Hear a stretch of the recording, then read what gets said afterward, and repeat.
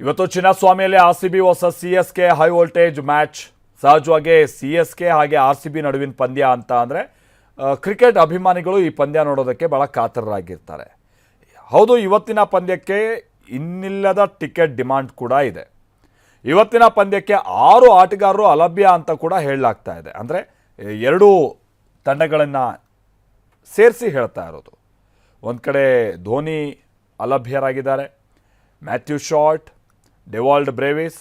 ಇನ್ನು R C B ಕತೆಗೆ ಬರೋದಾದರೆ ಜೋಶ್ ಹೆಜಲ್ವುಡ್, ಯಶ್ ದಯಾಳ್, ಆಮೇಲೆ ನುವಾನ್ ತುಷಾರ್. ಇದರಿಂದ ಆರ್ ಸಿ ಬಿಗಿದು ಏನು ಎಕ್ಸ್ಪೆಕ್ಟೆಡೇ. ಕಳೆದ ಪಂದ್ಯದಲ್ಲೂ ಕೂಡ ಈ ಆಟಗಾರ ಆಡಿರಲಿಲ್ಲ. ಬಟ್ ಇಲ್ಲಿ ಸಿ ಎಸ್ ಕೆಗೆ ಧೋನಿ ಆಡದೇ ಇರುವಂಥದ್ದು ಅನುಭವ, ಜೊತೆಗೆ ಇನ್ನು ಪ್ಲೇಯಿಂಗ್ 11 ವಿಚಾರಕ್ಕೆ ಸಂಬಂಧಪಟ್ಟ ಹಾಗೇನೂ ಕೂಡ ಭಾಳ ಹೊಡೆತ ಕೊಡ್ಬೋದು. ಪ್ರದೀಪ್ ನಮ್ಗೆ ಇದಕ್ಕೆ ಸಂಬಂಧಪಟ್ಟಂಗೆ ಡೀಟೇಲ್ಸನ್ನು ಕೊಡ್ತಾರೆ. ಚಿನ್ನಸ್ವಾಮಿ ಬಳಿ ಯಾವ ರೀತಿಯಾದಂಥ ವ್ಯವಸ್ಥೆ ಇದೆ ಈ ವಿಚಾರವಾಗೆಲ್ಲ. ಪ್ರದೀಪ್, ಹೇಳಿ ಕೇಳಿ ಕಳೆದ ಪಂದ್ಯದಲ್ಲಿ ಆಯೋಜನೆ ಮಾಡಿದಂಥ ರೀತಿ ಭಾಳ ಮಂದಿ ಖುಷಿಯಾಗಿದ್ದಾರೆ ಕೂಡ, ಬಟ್ ವಿಪರೀತವಾದಂಥ ಸೆಕ್ಯುರಿಟಿ ಇತ್ತು.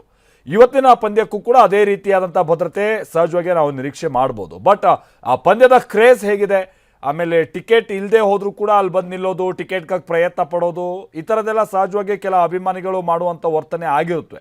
ಸೊ ಅದನ್ನೆಲ್ಲ ಕಂಟ್ರೋಲ್ ಮಾಡುವಂಥ ನಿಟ್ಟಿನಲ್ಲಿ ಪೊಲೀಸರ ಮೆಸೇಜ್ ಏನು ಕತೆ? ಮತ್ತೆ IPL ಟೂರ್ನಿಯಲ್ಲಿ ಇವತ್ತು ಹೈ ವೋಲ್ಟೇಜ್ ಪಂದ್ಯ ಅಂತ ಹೇಳಿದ್ರೆ ಅದು CSK ಮತ್ತು RCB ನಡುವಿನ ಪಂದ್ಯ ಬೆಂಗಳೂರಿನ ಚಿನ್ನಸ್ವಾಮಿ ಸ್ಟೇಡಿಯಂನಲ್ಲಿ ನಡೀತಾ ಇರುವಂಥದ್ದು. ಈ ಸ್ಟೇಡಿಯಂನಲ್ಲಿ ಭದ್ರತೆಗಾಗಿಯೇ ಸುಮಾರು 2300 ಪೊಲೀಸ್ ಸಿಬ್ಬಂದಿಗಳನ್ನೆಲ್ಲ ನಿಯೋಜನೆ ಮಾಡಲಾಗಿದೆ. ಕಳೆದ ಬಾರಿ ನಡೆದಂತಹ ಒಂದು ಪಂದ್ಯಕ್ಕೆ 2000 ಪೊಲೀಸರನ್ನು ನಿಯೋಜನೆ ಮಾಡಿದರು. ಆದರೆ ಈ ಬಾರಿ CSK ಮತ್ತು RCB ನಡುವಿನ ಪಂದ್ಯಕ್ಕೆ ಹೆಚ್ಚಿನ ಸಂಖ್ಯೆಯಲ್ಲಿ ಭದ್ರತೆಯನ್ನು ನಿಯೋಜನೆ ಮಾಡಿರೋದು. ಇದು ಕಾರಣ ಕೂಡ ಈ CSK ಮತ್ತು RCB ನಡುವಿನ ಫ್ಯಾನ್ಸ್ಗಳ ನಡುವೆ ಏನಾದರೂ ಸಣ್ಣ ಪುಟ್ಟ ಸಮಸ್ಯೆಗಳು ಅಥವಾ ಗಲಾಟೆ ಆಗ್ಬೋದು ಅನ್ನೋ ಒಂದು ಶಂಕೆ ಇದೆ. ಹೀಗಾಗಿನೇ ಸ್ವಲ್ಪ ಭದ್ರತೆಯನ್ನು ಹೆಚ್ಚು ಮಟ್ಟಿಗೆ ಮಾಡ್ಕೊಂಡಿದ್ದಾರೆ.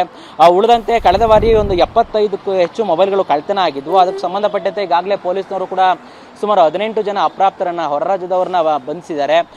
ಹೀಗಾಗಿ ಈ ಬಾರಿ ಸ್ವಲ್ಪ ಹೆಚ್ಚಾಗಿ ಜಾಗೃತಿಯನ್ನು ಮೂಡಿಸುವಂತಹ ಕೆಲಸವನ್ನು ಸಹ ಪೊಲೀಸರು ಮಾಡ್ತಾ ಇರುವಂಥದ್ದು. ಕೆಲವೊಂದು ಕಡೆ ಸೈನ್ ಬೋರ್ಡ್ ಹಾಕಿ, ಜೊತೆಗೆ ಒಳಗಡೆ ಮೈಕ್ ಮೂಲಕ ಎಲ್ಲರಿಗೂ ಸಹ ಒಂದು ಮೆಸೇಜನ್ನು ಕೊಡೋದು, ಅಂದರೆ ಕಳ್ಳರಿದ್ದಾರೆ, ಜೋಪಾನಾಗಿರಿ, ಈ ರೀತಿಯಾದಂಥ ಒಂದು ಜಾಗೃತಿಯನ್ನು ಮೂಡಿಸೋ ಕೆಲಸವನ್ನು ಮಾಡ್ತಾ ಇದ್ದಾರೆ. ಇದೆಲ್ಲವನ್ನು ಹೊರತುಪಡಿಸಿ ಕಳೆದ ಬಾರಿ ಯಾವ ರೀತಿಯಾಗಿ ವ್ಯವಸ್ಥೆ ಮಾಡಿದ್ರು, ಮೆಟ್ರೋದಲ್ಲಿ ಬರುವ ಟಿಕೆಟ್ ವಿತ್ IPL ಟಿಕೆಟ್ ಜೊತೆ ಕೊಡೋದಾಗಿರ್ಬೋದು, ಜೊತೆಗೆ ಮೆಟ್ರೋ ಸಂಚಾರವನ್ನು ಮಧ್ಯರಾತ್ರಿ 2 ಗಂಟೆ ತನಕ ವಿಸ್ತರಣೆ ಮಾಡೋದಾಗಿರ್ಬೋದು. ಇದ್ರ ಜೊತೆಗೆ ಈ ದೃಶ್ಯದಲ್ಲಿ ಗಮನಿಸ್ತಾ ಇರ್ಬೋದು, ಕಳೆದ ಬಾರಿ ಅಂತೆ ಈಗಲೂ ಸಹ ಭದ್ರತೆಯನ್ನು ಸ್ಟೇಡಿಯಂ ಸುತ್ತಮುತ್ತ ಮಾಡ್ಕೊಂಡಿರುವಂಥದ್ದು. ಅದರಲ್ಲೂ ಏನು ಮುಂದ್ಗಡೆ ಕಾಣ್ತಾ ಇದೆ ಈ ಸೆಕ್ಯೂರಿಟಿ, ಈ ಒಂದು ಬ್ಯಾರಿಕೇಡ್ ಸಿಸ್ಟಮ್ ಕಳೆದ ಬಾರಿ ಇರಲಿಲ್ಲ. ಇದು ಮಧ್ಯ ರೋಡಿಂದ ಆ ಕಡೆಯಿಂದ ಈ ಕಡೆಗೆ ಓಡಾಡುವಂಥ ಒಂದು ದಾರಿ ಇತ್ತು. ಕಂಪ್ಲೀಟ್ ಆಗಿ ದಾರಿಯನ್ನು ಈಗ ಮುಚ್ಚಿರುವಂಥದ್ದು. ಅಂದರೆ ಕಳೆದ ಬಾರಿ ಏನೇನು ಸಣ್ಣ ಪುಟ್ಟ ಲೋಪಗಳಾಗಿತ್ತು ಅದನ್ನೆಲ್ಲವನ್ನು ಸಹ ಬೆಂಗಳೂರು ಪೊಲೀಸರು ಈಗ ಸರಿಪಡಿಸ್ಕೊಂಡಿದ್ದಾರೆ.